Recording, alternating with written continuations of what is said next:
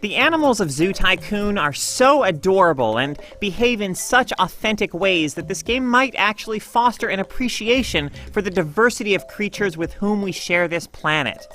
Unfortunately, Zoo Tycoon's interface makes the work of building and managing your zoo really feel like work, diminishing the pleasures to be had in creating a great place for people to observe and interact with the animal kingdom. You spend some of your time in Zoo Tycoon in what's called Zoo View, controlling a zookeeper who can run about the zoo grounds on foot or leap into cute buggies and go careening about on four wheels. It's also in Zoo View that you can interact with animals, holding out fruit or vegetables to be plucked right from your hands, or playing monkey see, monkey do with lions, tigers, or chimpanzees, who are not monkeys. These interactions can be enchanting, as can just watching your animals frolic on their own. But the game's other view, called Tycoon View, is where you spend most of your time.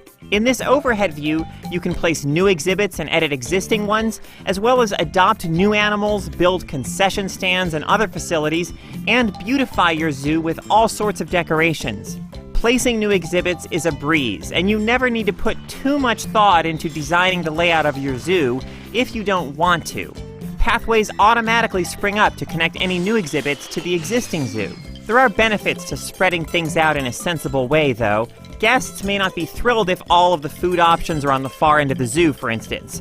Monitoring this stuff is a piece of cake.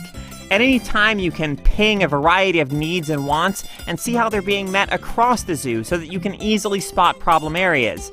Zoo Tycoon also notifies you about problems as they spring up, so it's easy to nip any potential crisis in the bud and prevent any trouble from getting too out of hand. But while it makes some actions easy, the interface makes others needlessly time-consuming. And since you need to do the same sorts of things over and over again in Zoo Tycoon, this becomes a serious source of frustration. For instance, you might know you want several animals to populate your new exhibit, but you need to click through several layers of menus to select each individual animal you want to adopt.